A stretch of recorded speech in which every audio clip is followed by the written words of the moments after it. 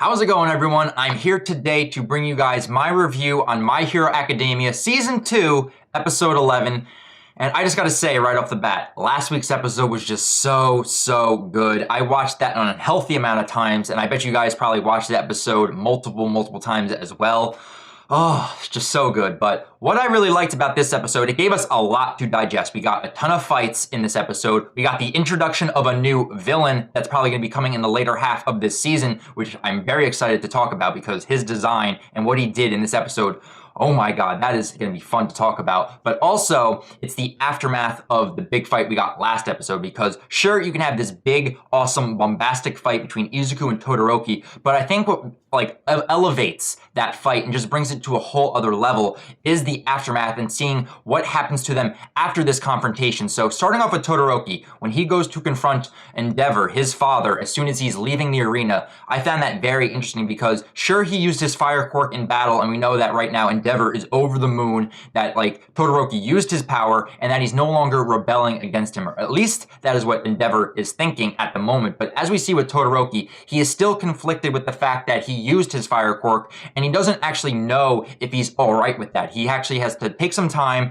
think about, and just see where he actually feels about his fire and ice quirk and just where he's going to be moving forward from this match into the future. And we know that he wants to be a hero, but it's just his complicated relationship with his father Endeavor that just makes him using his fire side so complicated and difficult for him. And as we even see in the further matches to come in this episode, when he goes up against two other characters, he doesn't use his fire quirk at all. He just relies on his ice ability. And so it's going to be very interesting when we get the Bakugo versus Todoroki fight, if he's actually going to be using both of his powers of fire and ice. But Izuku right now, I'm actually very interested in the aftermath of his battle and basically the information we got about his injuries and where he's going to be going moving forward, I find very interesting. And I think it was handled very well, because starting off right off the bat, he broke both of his arms and one of his legs fighting Todoroki. And even Recovery Girl is telling him, it's like, you are not going to be returning to full 100% power. There's going to be some damages and there's going to be some effects. And that's what I love about this anime, is the fact that our main protagonist, the character that we're following since the beginning of episode 1, actually has consequences to his actions. And the damage he inflicts on his body is actually, he cannot do that forever. And I really like the fact that they're bringing in these consequences to his actions for one for all and just constantly damaging his body to the point to where it can't heal properly. We see these scars on his hands, and even Recover Girl is telling him, it's like, you got to go through multiple surgeries. I got to take bones out of your arms so that way you can just heal almost to 100%, but you're not going to be the same as you once were before your match between Todoroki. So I really like that fact, and just seeing the relationship and just the dynamic between All Might and Midoriya in this episode. I love their relationship. I love the mentor/pupil relationship that they have. It's just one of my favorite aspects of the show. But one of the funny moments I really liked is when his friends come rushing into Recovery Girl's office and they see All Might and they scare All Might. He's like, oh shit, they're gonna see me for who I really am. But they don't really recognize him because, they're used to seeing All Might as this muscular grand figure, and you just see this puny guy that just has the blonde hair of All Might, and they're just like, oh, nice to meet you. And he's just like, oh, yes, thank you. But what I like to see is that we got Ochako, we had Tenya, we had Sue, and we also had Mineta come in. I would not have expected Sue and Mineta to actually join those two and actually checking to make sure that Izuku was all right. So it's very nice to see that there are some other friends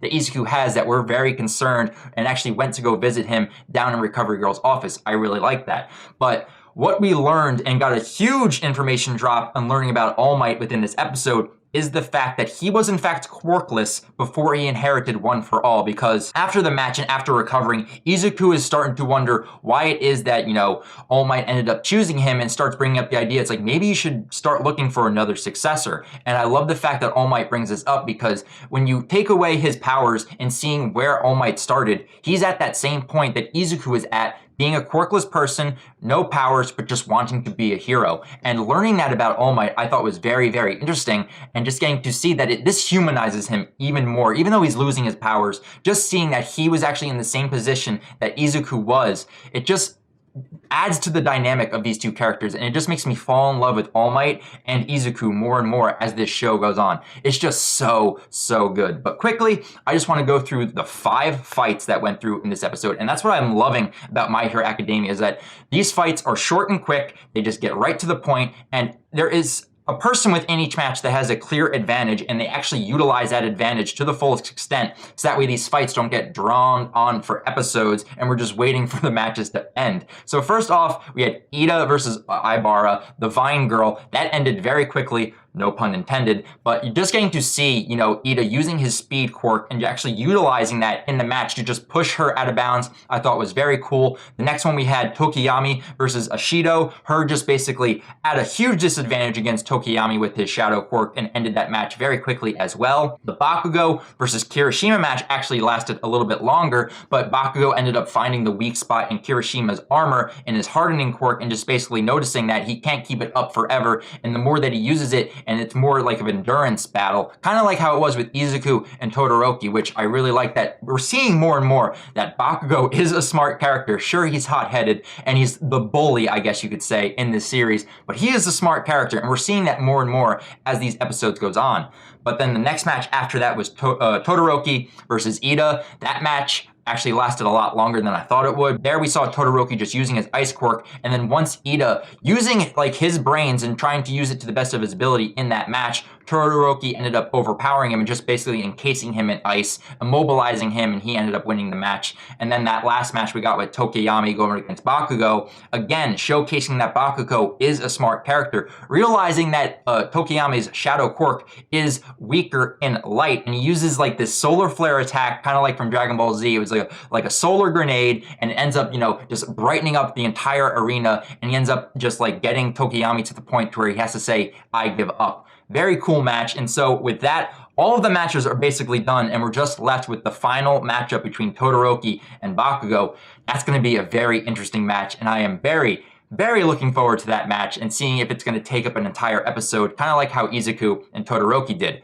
But the final thing to talk about, and I think what everyone is looking forward to in this second arc of this season, this new hero killer being introduced, Hero Killer Stain. And I feel so bad for Ida right now because when he was going through his matches, he was calling his brother, and his brother was out on patrol doing his hero duties. Ends up running into the Hero Killer Stain, and his brother ends up getting slain. And this character right now, this new villain that's getting introduced, I like his design. He seems very ominous, very intimidating, and I like that he's just going around killing all of these heroes, and he's mentioning hypocrisy and all of this other stuff. So I'm very interested to dive into his character and what drives him to, going around into killing all of these heroes. So I'm really looking forward to seeing him more and just seeing how Ida takes the news, because he finds out by the end of this episode that his brother, who he looks up to so much, has been slain, just trying to chase after this villain. So I'm really interested to see where his character ends up going and where his mindset ends up changing, knowing that he has to,